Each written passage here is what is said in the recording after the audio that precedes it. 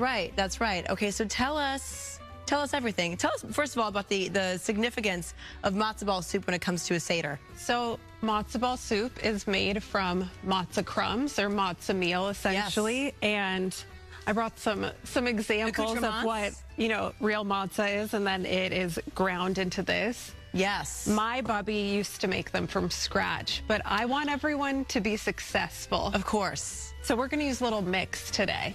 So matzah meal is, you have it set and ready for you. You take matzah meal, usually in like a little box, 2 eggs, 4 tablespoons of olive oil, and you mix it together. I add dill. Okay, for a little extra kick. A little extra kick. I like that. And it makes it feel more homemade. Yes, I like your style. It is homemade, but like it has that real homemade edge to it. Yeah. And I always use a cookie scoop.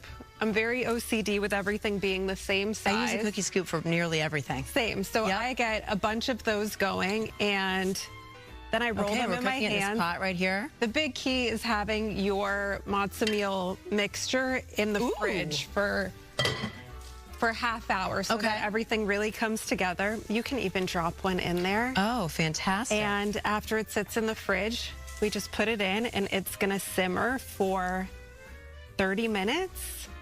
And then simmer, your matzo balls. And then that's it. Yeah. Okay, so people are talking about sinkers and floaters. I'm a fan. Do you prefer? I'm more of a floater kind You're more of a girl. floater. We have these very fluffy matzo balls that you can try here in some chicken soup. Yeah. My grandmother used to sometimes make what we would call a golf ball, which was a sinker. Yes. Sometimes okay, a so floater. Like what's the difference, and what's the difference in the goodness one is of a dense sinker and a floater? And one is fluffy. Should you prefer dense or floaty? If you go to a deli, let's say in LA, we have a ton of delis. Yeah. You're gonna find a really large matzo ball, like a softball size, and it is always a floater. Right, okay. And very fluffy. So then I prefer the floaters. I think you prefer the floaters. I think it's a very specific kid that loves a sinker and like loves a dense matzo ball. Yeah. Like a golf ball that really they're tough. That's right, that's right. I just think they probably weren't boiled for long enough, and that's why. So what makes a good matzo ball soup broth?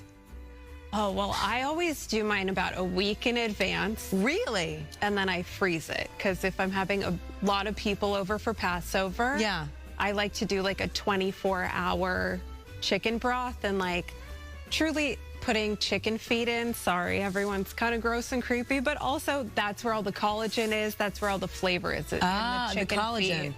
And Lord knows we need that. Yeah, Can I try some? Please. Okay, will this cure laryngitis? Because I'm working on that. Oh, you know that it's Jewish penicillin. That's right. It cures everything. I've heard things. This is really good. Oh, good. But I always do my soup at least a week in advance and have it ready to go. Did you make this? You made this a week in advance? That one I made earlier this week with lots of love. Yes. I made those matzo balls last night, so they would be nice and fresh and fluffy. Yeah. And then these will be ready in like 26 minutes probably. And just really quickly, talk about what else is in a Seder. So Seder in Hebrew means order. Yes. And here we have a Seder plate that has a bunch of different meaningful things that we talk about. It's most of the story of Exodus when the Jews left Egypt, and now we are free. And it's a lot about rebirth, as that's right. Rebirth. Easter is as well, and a lot of joy. Symbolism and a lot of symbolism, new life, and hopefully spring brings great things for all of us. That's right. And delicious floaters. A lot of delicious floaters. Just make sure to boil them long enough for your matzo ball to be very fluffy. And they should be that color. All right, Eliza, thank you so much. And give Eliza a follow if you could on Instagram for cooking tips, links to recipes for your entire Passover menu. Thank you so much. Thank you. We'll be right back.